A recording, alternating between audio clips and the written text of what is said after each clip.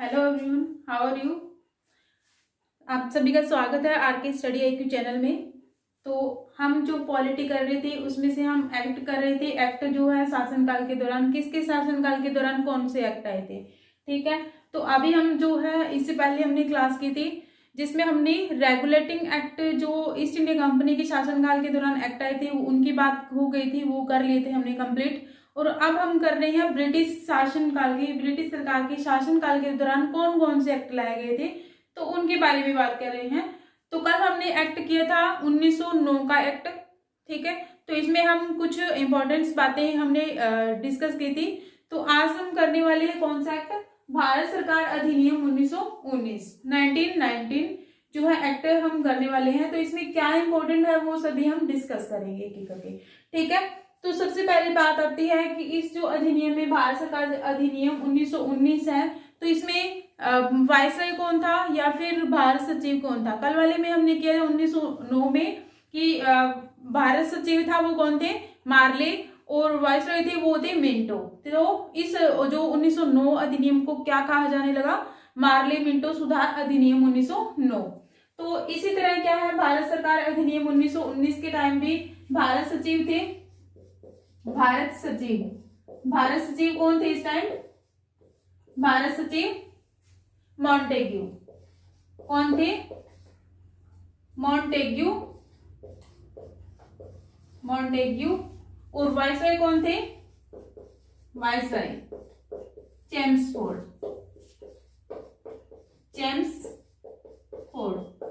तो ये भारत सचिव थे मॉन्टेग्यू और वायसराय थे चेम्सफोर्ड। तो इन्हीं के नाम पर इस अधिनियम का भी नाम क्या रख दिया गया, मॉन्टेग्यू चेम्सफोर्ड अधिनियम 1919। इसका जो दूसरा नाम क्या है इस अधिनियम का, मॉन्टेग्यू चेम्सफोर्ड अधिनियम 1919, ठीक है। अगर आपको पूछे कि भारत सरकार अधिनियम 1919 का दूसरा नाम क्या है, तो वो है मॉन्टेग्यू चेम्सफोर्ड अधिनियम 1919। तो इसमें क्या किया गया, तो इस टाइम जो है भारत सरकार अधिनियम 1919 जो एक्ट आया था, तो उस टाइम जो ब्रिटेन के प्रधानमंत्री थे वो कौन थे, लॉर्ड जॉर्ज। पीएम कौन थे ब्रिटेन के, पीएम, उस टाइम पीएम कौन थे 1919 के अंदर, तो वो थे लॉर्ड जॉर्ज, ठीक है, लॉर्ड जॉर्ज। इस टाइम प्रधानमंत्री थे कहाँ के, ब्रिटेन के, ओके। तो इसके बाद में क्या है, इस अधिनियम में क्या क्या बातें कही गई या फिर क्या सुधार किए गए वो हम बात करेंगे। तो इसमें पहला पॉइंट आता है सबसे पहले कि जो केंद्र सरकार है और प्रांतों की सरकार है, इसमें क्या है, जो विषय थे, सब्जेक्ट थे, उनका बंटवारा हो गया था या फिर केंद्र सरकार के विषयों को प्रांतीय विषयों से अलग कर दिया गया था। यही सबसे पहला पॉइंट है इसमें, केंद्रीय विषयों को किससे अलग कर दिया गया था, प्रांतीय विषयों से, प्रांतों के विषयों से अलग कर दिया गया था, विषयों से अलग। मतलब कि जो केंद्र के या फिर सेंटर के जो सब्जेक्ट थे वो अलग हो गए थे और प्रांतों के जो सब्जेक्ट है वो अलग अलग कर दिए गए थे। इनकी जो स्टेट और सेंटर की जो शक्तियां हैं उनको बांट दिया गया था कि इतने विषय आपके हैं और जो है इतने विषय केंद्र सरकार के हैं, ये विषय, ठीक है।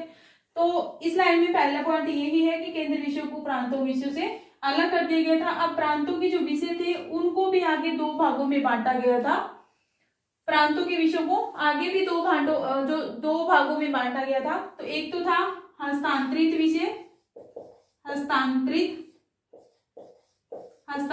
विषय और दूसरे कौन से थे, सुरक्षित विषय। प्रांतों के विषयों को आगे दो भागों में बांट दिया गया था, कौन कौन से, हस्तांतरित विषय और सुरक्षित विषय। अब क्या है, इसके द्वारा प्रांतों में द्वैध शासन लागू हो गया था। द्वैध शासन मीन्स दो तरह की जो सरकारें हैं, दो तरह से सरकार चलती थी। प्रांतों में जो विषय थे उनको दो भागों में बांट दिया गया, हस्तांतरित विषय और सुरक्षित विषय। अब प्रांतों में क्या हो गया, प्रांतों में द्वैध शासन लागू हो गया। प्रांतों में द्वैध शासन लागू कौन से एक्ट के तहत हुआ था, प्रांतों में द्वैध शासन 1919 के एक्ट के तहत जो है प्रांतों में द्वैध शासन लागू हुआ था। ओके, तो प्रांतों के विषयों से आगे कितने भागों में बांट दिया गया था, प्रांतों के विषयों को 2 भागों में। कौन कौन से, हस्तांतरित विषय और सुरक्षित विषय। ओके, अब क्या है कि जो हस्तांतरित विषय है और सुरक्षित जो विषय है वो कौन संभालता था उसके बारे में हम बात करेंगे। तो जो हस्तांतरित विषय है, हस्तांतरित विषय ये किसके हाथ में थे, ये थे गवर्नर व भारतीय मंत्री। ठीक है, जो गवर्नर था वो भारतीय मंत्रियों की सलाह से हस्तांतरित विषयों को संभालता था, या फिर इनके जो करते थे रूल एंड रेगुलेशन बनाते थे हस्तांतरित विषयों से संबंधित। और जो सुरक्षित विषय थे वो किसके हाथ में थे, गवर्नर किसके सलाह से काम करता था, गवर्नर व उसकी परिषद, उसकी जो परिषद होती थी 4 सदस्यीय परिषद, उसकी सलाह से परिषद। ठीक है, समझ में आया। प्रांतों के जो विषय थे वो 2 भागों में बांट दिया गया था, बट 2 भागों में बांटा गया था तो हस्तांतरित विषय किसको दे दिया गया, गवर्नर किसकी सलाह से काम करता था, भारतीय मंत्रियों की सलाह से काम करता था हस्तांतरित विषयों से संबंधित। और जो सुरक्षित विषय थे वो गवर्नर किसकी सलाह पे, अपनी परिषद की सलाह पे। इसमें जो है इंपॉर्टेंट विषय रखे गए सुरक्षित विषय के अंदर, जैसे इसमें विषय देख लेते हैं कौन कौन से आते थे। पुलिस हो गया, पुलिस वित्त से संबंधित हो गया, फाइनेंस के संबंधित, या फिर न्याय हो गया, न्याय, और कुछ खास जो है रेलवे वगैरह, इसी के रेलवे। तो ये किस में रखा गया, सुरक्षित विषय के अंदर। बट क्या है, हस्तांतरित जो विषय थे उसमें कौन कौन से विषय रखे गए, इसमें स्वास्थ्य शिक्षा व स्वशासन। जो स्थानीय स्वशासन है उसको, ठीक है, तो ये जो है अगर आपको पूछे कि स्वास्थ्य शिक्षा या फिर स्थानीय स्वशासन है वो हस्तांतरित विषयों के अंदर आते हैं, बट उसकी जो है रूल एंड रेगुलेशन बनाना हो, कानून बनाना, तो वो किसकी सलाह से बनाएगा, गवर्नर अपनी भारतीय जो मंत्री होते थे परिषद में शामिल किए तो उनकी सलाह से काम करता था गवर्नर। प्रांतों में देखो गवर्नर होता था और सेंटर में कौन होता था, गवर्नर जनरल। ठीक है, तो सुरक्षित विषय किसकी सलाह से गवर्नर काम करता था, उसकी परिषद के सदस्य से। ठीक है, इतना आपको समझ में आ गया होगा जी। इसके बाद में हम पॉइंट करते हैं, जो है तीसरा पॉइंट हम देख लेते हैं। तीसरा पॉइंट में क्या है, तीसरे पॉइंट में ये है कि केंद्र में द्विसदनीय जो है प्रणाली लागू की गई, द्विसदनीय विधायिका की शुरुआत की गई। पॉइंट जो थर्ड है, केंद्र में द्विसदनीय विधायिका की शुरुआत,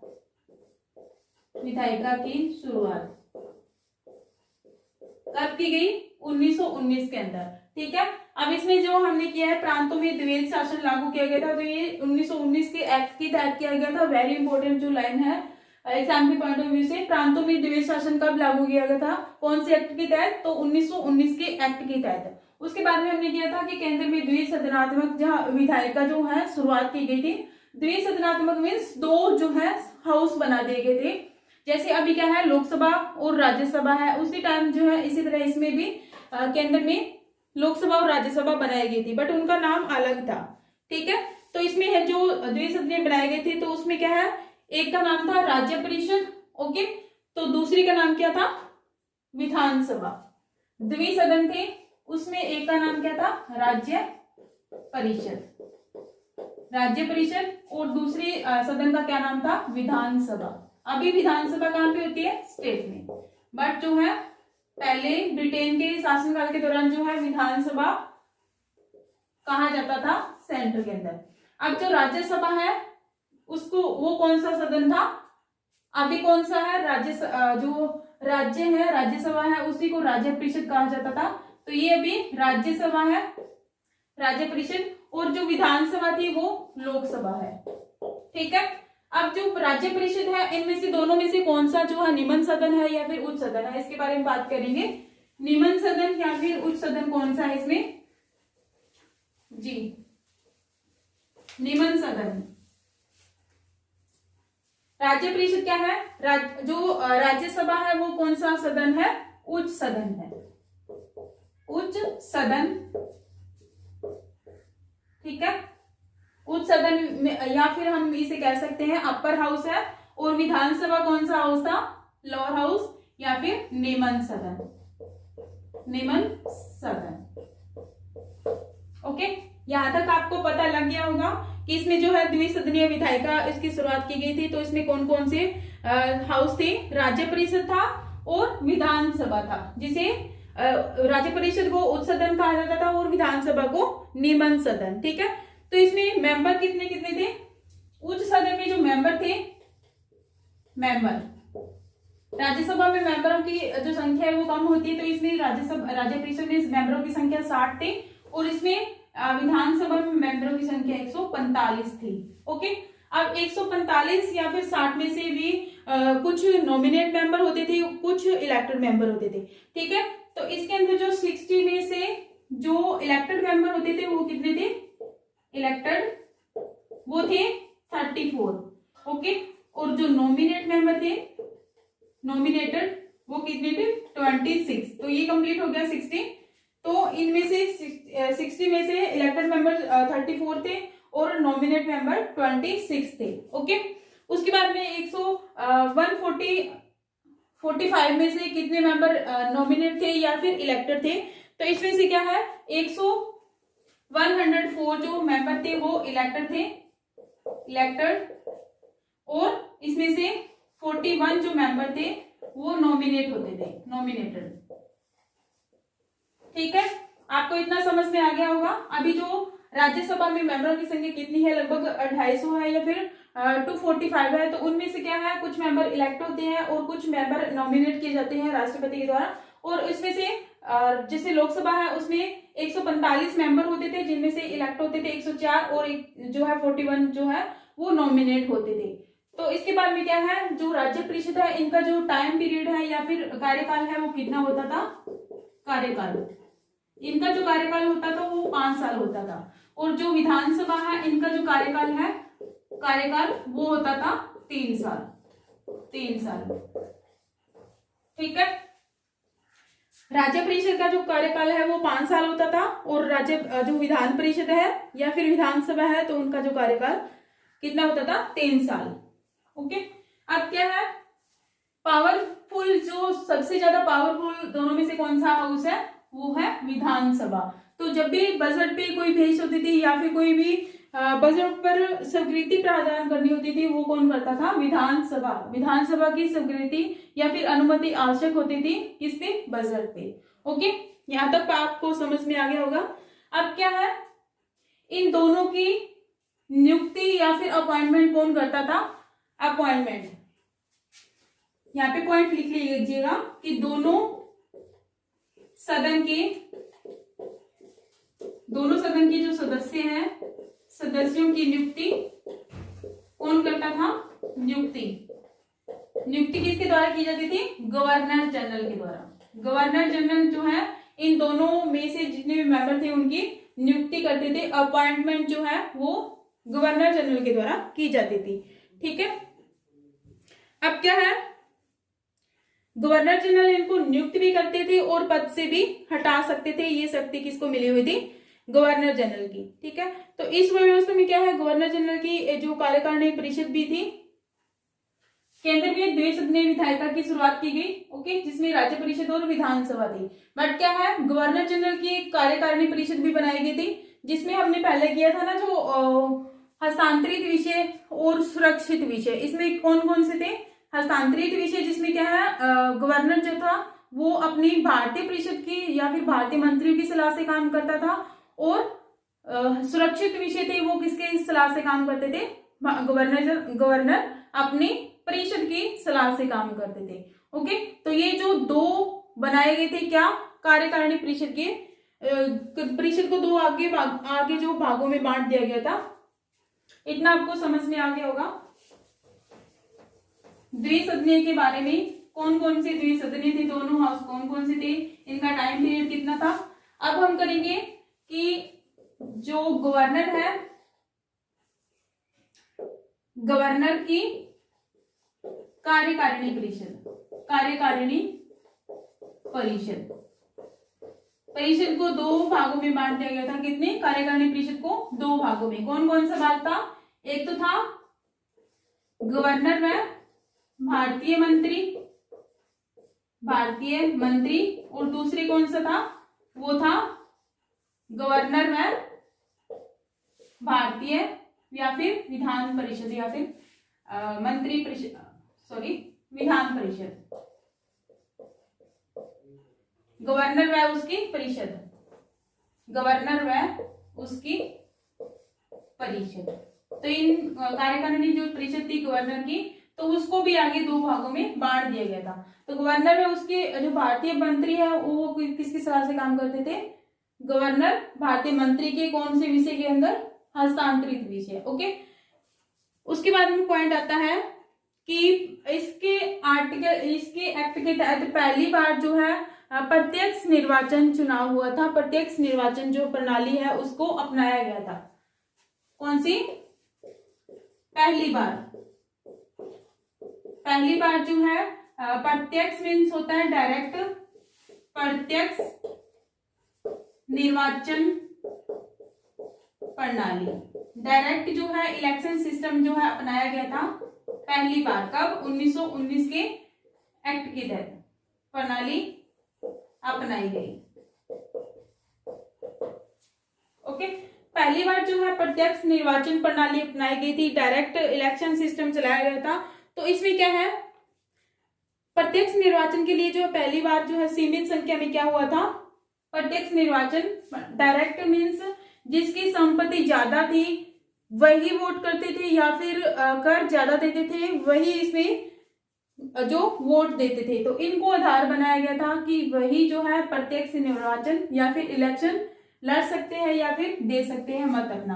प्रत्यक्ष निर्वाचन में कौन कौन सा किसको आधार बनाया गया, संपत्ति, जिसकी संपत्ति ज्यादा होती थी या फिर जो ज्यादा कर देता था। तो इन दोनों को आधार बनाया गया कि डायरेक्ट जो है इलेक्शन जो सिस्टम है इनके आधार पे किया जाएगा। ओके, जिसके पास ज्यादा संपत्ति या फिर जो कर देता है ज्यादा। ओके, पहली बार जो प्रत्यक्ष निर्वाचन प्रणाली अपनाई गई थी, तो भारत में पहली बार महिलाओं को इसी के तहत वोट देने का अधिकार भी दिया गया था। अगला पॉइंट आता है, पहली बार महिलाओं को वोट देने का अधिकार दिया गया। वोट देने का अधिकार, पहली बार जो महिलाओं को वोट देने का अधिकार मिला था कौन से एक्ट के तहत, 1919 के चार्टर एक्ट के तहत। ओके जी, इसके बाद में आता है कि जो केंद्र बजट था वो क्या है, राज्य बजट में बजट से अलग कर दिया गया। अब देखो इसके तहत जो प्रांतों में या फिर केंद्र और राज्यों के विषयों को अलग अलग कर दिया गया था। तो इसी के तहत क्या है, वो बजट भी अलग हो गया था केंद्र सरकार और राज्य सरकार का। केंद्र बजट और राज्य बजट को अलग कर दिया गया। इसमें कौन सा पॉइंट आगे, केंद्र बजट को किससे अलग कर दिया गया, राज्य बजट से, राज्य बजट से अलग कर दिया गया। या फिर केंद्र के बजट और राज्य के बजट को अलग अलग हो गए थे दोनों, इसके कौन से एक्ट के तहत, 1919 के चार्टर एक्ट के तहत। तो ये एक्ट जो वेरी इंपॉर्टेंट है। ओके, प्रत्यक्ष निर्वाचन प्रणाली जो है अपनाई गई थी कौन से एक्ट के तहत, 1919 के चार्टर एक्ट के तहत। इसके बाद में आता है, हमने किया था द्वैध शासन। द्वैध शासन जो है, अच्छा हमने जो कल किया था चार्टर 1909 में, उसमें क्या था, सांप्रदायिक आधार पर जो है निर्वाचन प्रणाली अपनाई गई थी, किसके लिए, मुसलमानों के लिए। ठीक है, हमने जो सांप्रदायिक आधार पर निर्वाचन प्रणाली अपनाई गई थी वो पढ़ा था 1909 के एक्ट के तहत। तो इस एक्ट में क्या है कि जो निर्वाचन प्रणाली है सांप्रदायिक आधार पर वो सभी के लिए, मीन्स जो सिख या फिर ईसाई थे, सिख ईसाई या फिर अलग जो आंग्ल भारतीय थे या फिर यूरोपीय थे, उन पर भी लागू कर दिया गया था। इनको भी अलग अलग सिस्टम जो बना दिया गया था सांप्रदायिक आधार पर। मीन्स जो हिंदू है उम्मीदवार खड़ा होगा तो उनको हिंदू वाले ही लोग वोट देंगे, और जो मुस्लिम है, मुस्लिम उम्मीदवार है तो वो मुस्लिम लोग ही उनको वोट देंगे। ऐसा कर दिया गया था सभी के लिए। तो इसमें क्या बना दिया गया, सभी के लिए प्रत्यक्ष जो या फिर सांप्रदायिक के आधार पर निर्वाचन का विस्तार किया गया था। सांप्रदायिक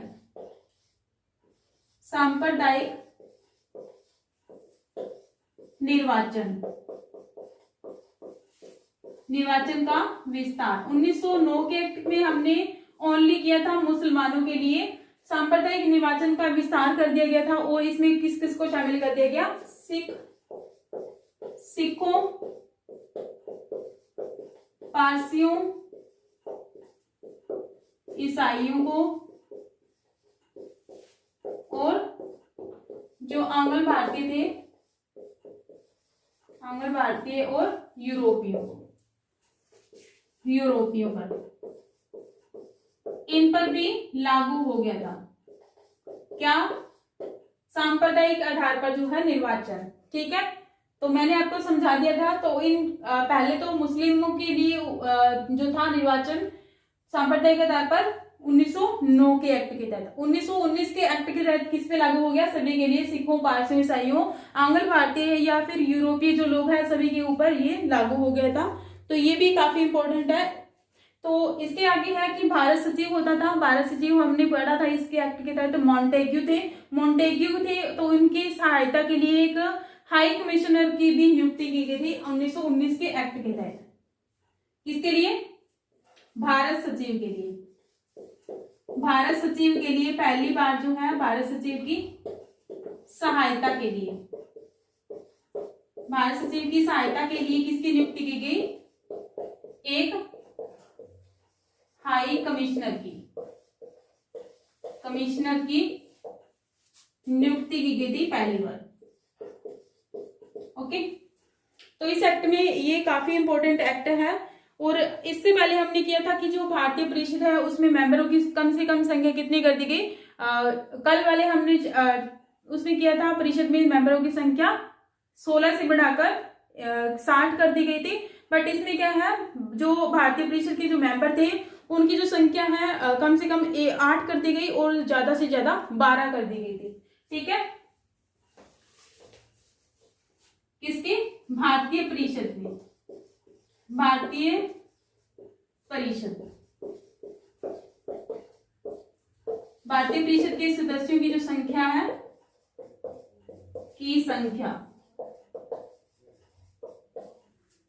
मिनिमम कितनी कर दी गई, 8 और मैक्सिमम 12। ठीक है, ये था नेक्स्ट पॉइंट। और इसके बाद में जो है हम देखते हैं कि द्वैध शासन के बारे में हमने किया था। द्वैध शासन, प्रांतों में द्वैध शासन लागू हो गया था। मीन्स प्रांतों में दो तरह से सरकार चलती थी। ठीक है, तो द्वैध शासन जो है, द्वैध शासन किसने लागू किया था या फिर द्वैध शासन का जो जनक कौन है उसके बारे में हम देख लेते हैं। द्वैध शासन का जनक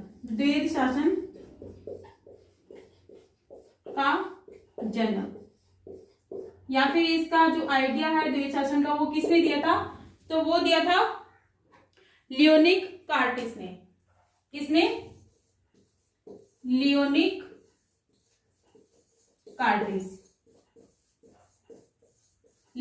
कार्टिस ने जो द्वैध शासन के बारे में आइडिया दिया था। जनक भी या फिर जनक कहा जाता है या फिर बोल सकते हैं जन्मदाता भी। ठीक है, तो इनकी जो पुस्तक थी, एक इनकी बुक थी, बुक का नाम था डायरकी। क्या नाम था, डायरकी। ओके, तो इसमें जो है बुक में द्वैध शासन के बारे में पूरी डिटेल के साथ में लिखा हुआ है। ओके, डायरकी जो बुक है उसमें किसके बारे में लिखा हुआ है, द्वैध शासन के बारे में। और इससे पहले हमने किया था एक जो एक्ट किया था हमने 1793, तो इसमें हमने किया था कि जो बोर्ड ऑफ कंट्रोल है उसका जो बोर्ड ऑफ कंट्रोल को जो राजस्व जो वेतन दिया जाता था तो वो कौन से राजस्व से दिया जाता था, तो वो भारतीय राजस्व से दिया जाता था। और अब इस एक्ट में 1919 के एक्ट के तहत, अधिनियम के तहत जो है बोर्ड ऑफ कंट्रोल को जो वेतन है वो कहां से दिया जाने लगा, ब्रिटिश सरकार के या ब्रिटिश राजस्व से दिया जाने लगा। ओके, तो ये था आज का चार्टर एक्ट या फिर भारतीय सरकार अधिनियम 1919 के बारे में जो भी डिटेल थी मैंने आपको पूरी दे दी है। अगर आपको वीडियो अच्छी लगी तो प्लीज चैनल को सब्सक्राइब करें, लाइक करें और शेयर कीजिएगा। Thank you so much.